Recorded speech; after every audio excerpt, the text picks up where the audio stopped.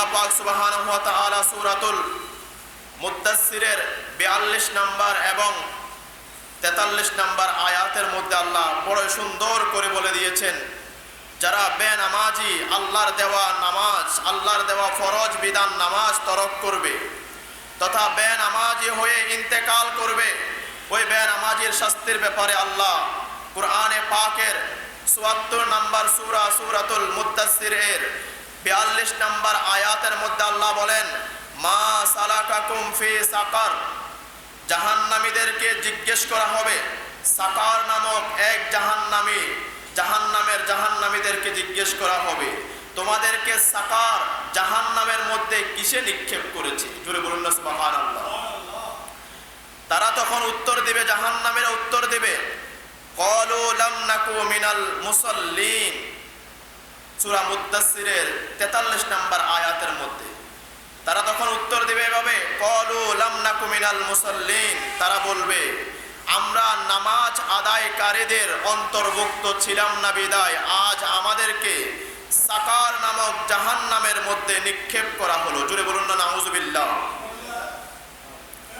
দেখুন তাহলে সাকার নামক জাহান্নামে জাহান্নামীদেরকে নিক্ষেপ করা হবে। কোন জাহান্নামী? যারা দুনিয়াতে থাকাকালীন নামাজ আদায় করে নাই, যাদের উপর নামাজ ফরজ হয়েছে ইচ্ছাকৃতভাবে তারা নামাজ তরক করেছে।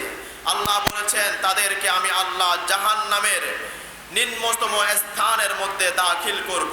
আর যারা দুনিয়ার জমিনে আল্লাহর দেওয়া বিধান ৫ ওয়াক্ত নামাজ, যারা এই নামাজকে আল্লাহর সাথে সাক্ষাতের কারণ মনে করে নামাজ আদায় করবে, এই নামাজকে যারা নিয়ামত মনে করে আদায় করবে, আল্লাহ যে বলেছেন নামাজ আদায়কারীকে আমি আল্লাহ আখিরাতের জীবনের সুখময় জীবন দান করব, এই কথা বিশ্বাস রেখে যারা নামাজ আদায় করবে, আল্লাহ বললেন তাদের জন্য বড়ই সুসংবাদ রয়েছে।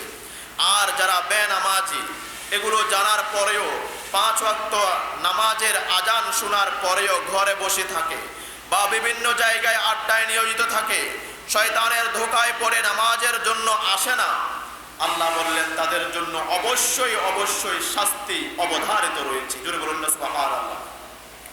ঠিক সেভাবে উক্ত দুটি আয়াতে কারিমার তাফসিরের মধ্যে হাদিস এসেছে অনেকগুলো।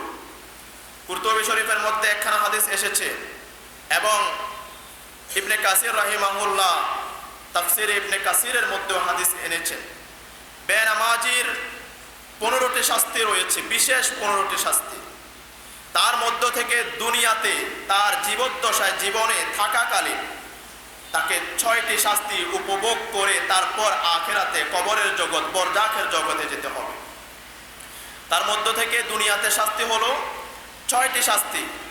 1 নাম্বার শাস্তি হলো বেনামাজির হায়াত, আল্লাহ যে হায়াত দান করেছে ওই হায়াত যতটুকু আছে এর চেয়ে কমতে থাকবে। আল্লাহ হায়াতের মধ্যে বারাকা দিবেন না, বারাকা কমিয়ে নিবেন বেনামাজির, যারা ইচ্ছাকৃতভাবে নামাজ তরক করে। 2 নাম্বার হলো বেনামাজির জীবিকা তথা রিজিক কমে যাবে। আল্লাহ যে রিজিক দান করেছে তাকে হযরতে মিকাঈল আলাইহিস সালাতু ওয়াস সালামের মাধ্যমে যে রিজিক বন্টন করা হয়, ওই রিজিক তার বাজেট থেকে কমিয়ে দেওয়া হবে সে নামাজ তরক করার কারণে। 3 নাম্বার হলো বেনামাজির চেহারার যে আল্লাহ পাক সৌন্দর্যতা দান করেছেন। আল্লাহ বলেছেন লাকাদ খালাকনাল ইনসানা ফি আহসানি তাকওয়িম, আমি আল্লাহ ইনসানদেরকে বড় সুন্দর করে সৃষ্টি করেছি। ওই ইনসানদের চেহারার সৌন্দর্যতা কমে যাবে এবং তাদের চেহারার মধ্যে মুনাফিকের চেহারা বেশি উঠবে। জোরে বলুন না নাউযুবিল্লাহ। 4 নাম্বার হলো বেনামাজির আল্লাহর দরবারে বেনামাজির কোনো দোয়া কবুল হবে না। এমন সময় আমরা দেখতে পাই মানুষ যখন কষ্ট পায় আল্লাহকে বিভিন্ন ওসিলা দিয়ে তালাশ করে। আল্লাহ বললেন তখন যখন বেনামাজি আল্লাহর কাছে মুসিবতে পড়ে কোনো দোয়া করে, ওই দোয়া বেনামাজির দোয়া আল্লাহর দরবারে কবুল হবে না। 5 নাম্বার হলো বেনামাজির পূর্বে যত নেকি অর্জন করেছে, আমল করেছে তথা মাঝে মধ্যে সাদাকা করেছে, মাঝে মধ্যে অসহায় ব্যক্তিকে খাবার খাওয়িয়েছে, এই ধরনের যে নেকি ছিল বেনামাজির ওই নেকিগুলো বরবাদ হয়ে যাবে নামাজ না পড়ার কারণে। 6 নাম্বার হলো বেনামাজির নিকট হতে রহমতের সকল ফেরেশতা, আমরা জানি আমাদের সাথে প্রত্যেক জনের সাথে আল্লাহ পাক রহমতের ফেরেশতা দান করেছে। অনেকগুলো ফেরেশতা যেগুলোকে আমরা দেখতে পাই না। মালাইকাদেরকে, ফেরেশতাদেরকে আমরা দেখার আমাদের ওই ক্ষমতা নেই। তার মধ্য থেকে দুই দল ফেরেশতা, একটা হলো কেরামান আর একটি হলো কাতিবিন। এই দুই দল ফেরেশতা তো সদা সর্বদা রয়েছে। আমরা অনেক সময় বলি কেরামান কাতিবিন, দুইটা ফেরেশতাকে আমরা উল্লেখ করি, এখানে দুইটি নয়।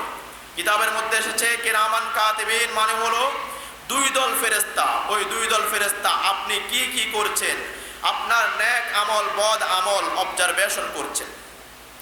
কারণ সেদিন কিয়ামতের ময়দানে মিথ্যা বলার কোনো সুযোগ থাকবে না।